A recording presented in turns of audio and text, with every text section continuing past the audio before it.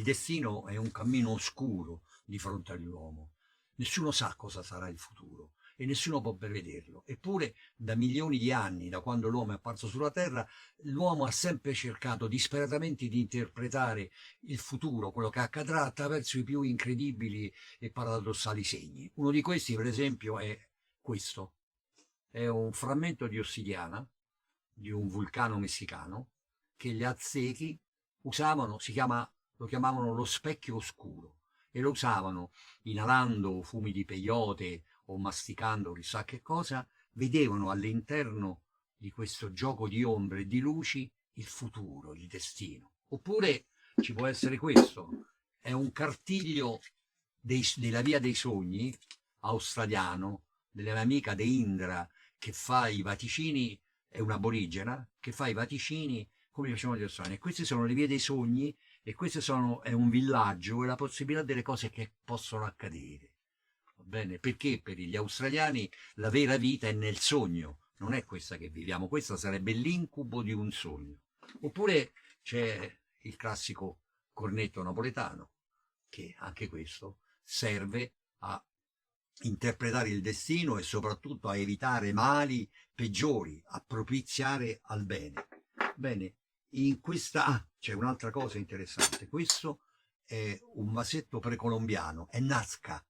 In Nazca è quella popolazione straordinaria che vive ai confini con il Cile, quella che ha fatto nel 300 d.C. degli immensi disegni distesi nel loro deserto, al deserto di Nazca, anche lunghi 120 metri, 130 metri, che si possono vedere soltanto dagli aerei, come se loro, pensando che gli dei scendessero dal cielo, potessero vedere questi segni, oppure, come dicono gli ufologi, erano degli straordinari segnali per gli UFO. In ogni modo questo vasetto ruota, va bene, e dentro ci si mette o i capelli o le unghie o un frammento di stoffa della persona amata, e ruotando, va bene, presenta delle facce che non posso interpretare, e queste facce danno la divinazione.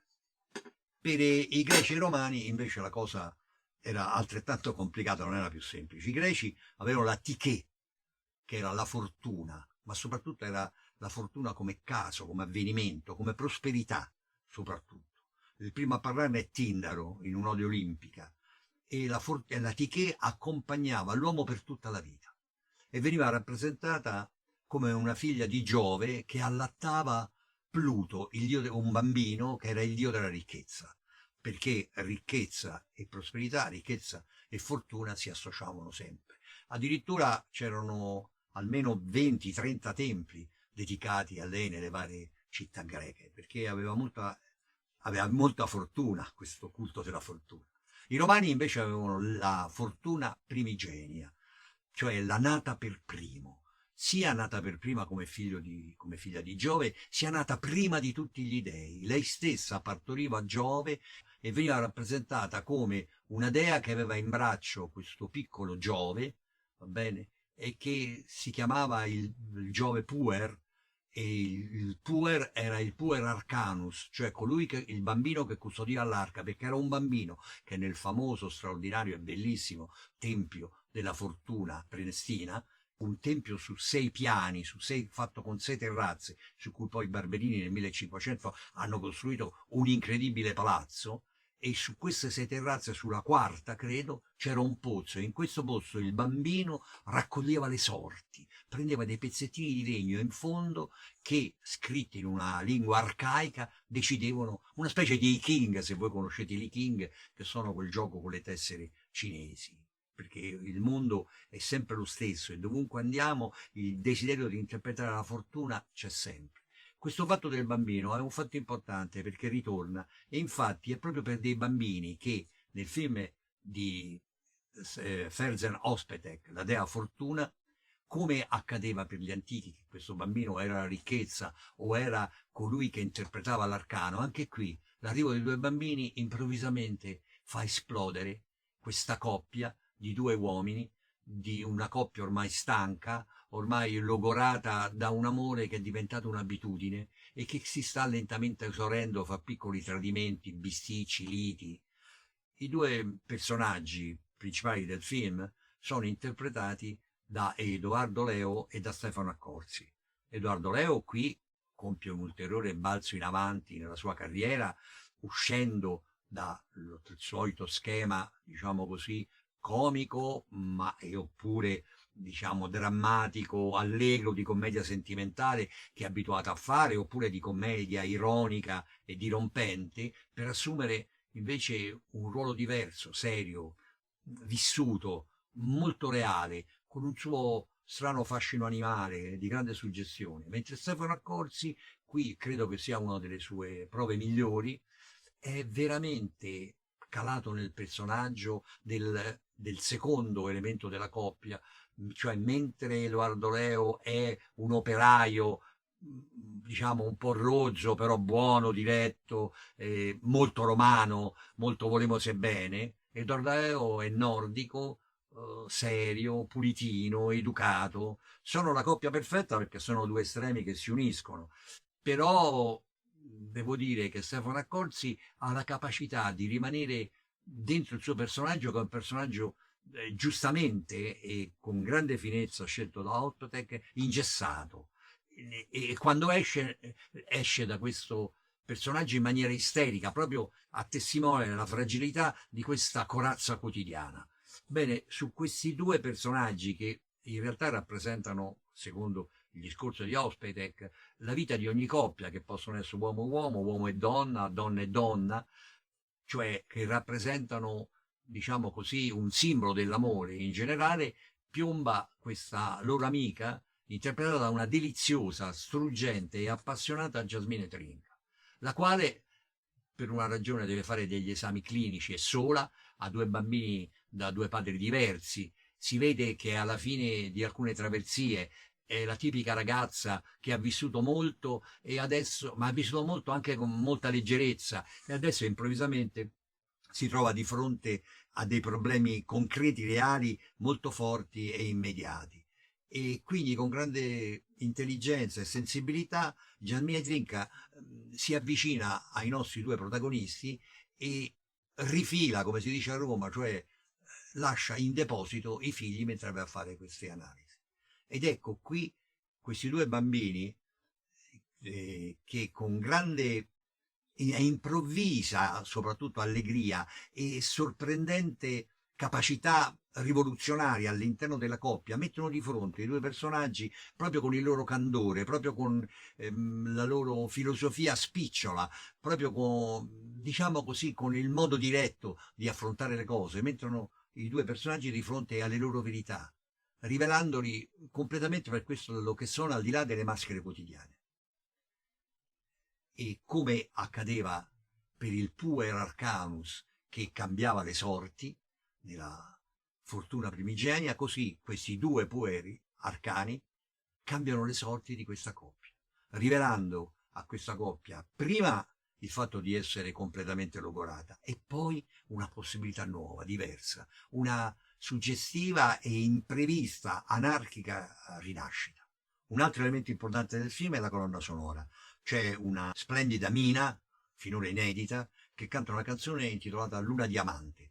Ed è una scelta molto felice questa, perché il film è davvero come un diamante, che splende e nasconde la fragilità, non la fragilità artistica, la fragilità dei sentimenti che sono all'interno. Cioè l'amore splende, ma può rompersi, può distruggersi in un istante. È durissimo, ma nello stesso tempo è fragilissimo. E proprio per questo è un miracolo. E questo miracolo, questo pizzico di magia è all'interno di tutto il film. Purtroppo è il pizzico di magia che a mio giudizio è mancato nel film di Garrone, ed è straordinario come Garrone in una favola non ha messo la magia, mentre invece Ospetec, raccontando una storia vera, ha conservato e ha trovato questo piccolo diamante di magia, e questo è grande suggestivo.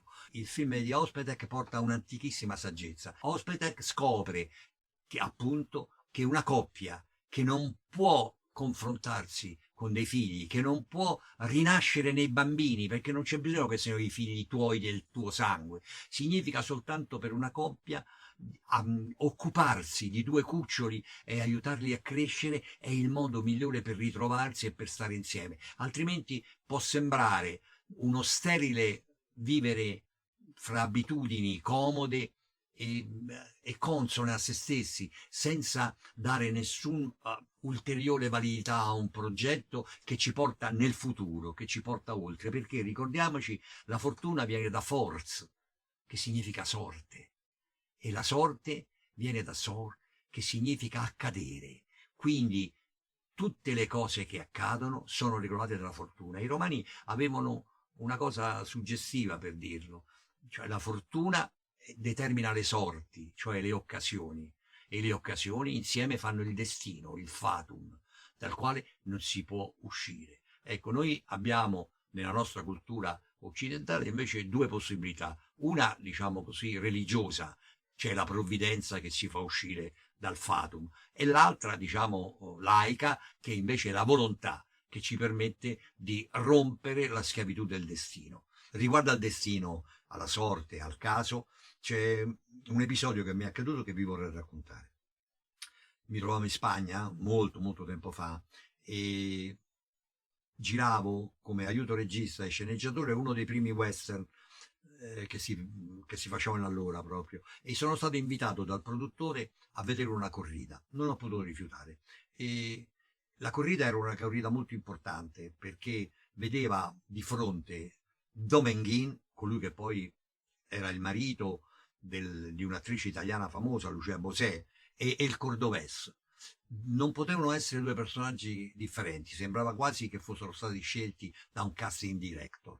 Domenghín alto, magro, bruno, ieratico, serissimo, che toreava contro se stesso più che contro il toro, rigorosissimo secondo le movenze e i passi precisi, un ballerino sacerdotale. Dall'altra parte il Cordovés, giovane, biondo, spiritato, allegro, spavaldo, insolente, che toreava all'improvviso, gettandosi quasi contro le corna del toro, si inginocchiava e si faceva passare il toro sull'abito che gli lasciava una striscia di sangue.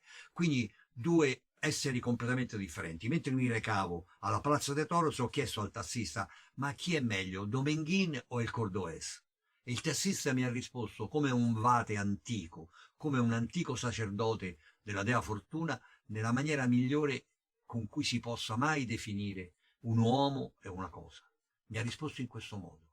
E il Cordovés, che è quello biondo, coraggioso, spavaldo e insolente, tiene suerte. Domenghín, che era quello nero, deciso, rigoroso, tiene destino.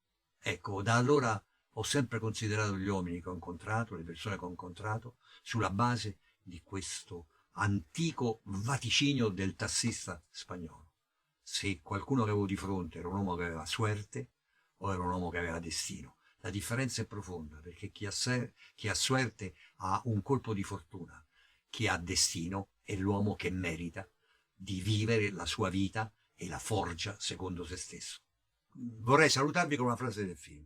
Se vuoi ricordare per sempre una persona cara, se vuoi, secondo il concetto romano di legare della sorte, di far accadere, se vuoi avere per sempre l'affetto e l'amore di una persona cara e tu vuoi ricambiarlo sempre, devi fissarla profondamente negli occhi, fare in modo che si imprima nella tua mente, chiudere gli occhi e farla scendere fino al cuore. E così questa persona la ricorderà per sempre e lei per sempre ricorderà te. E con questo augurio ci aggiungo il mio buon Natale, sperando che tutte le vostre persone care vi scendano nel cuore per sempre. Grazie.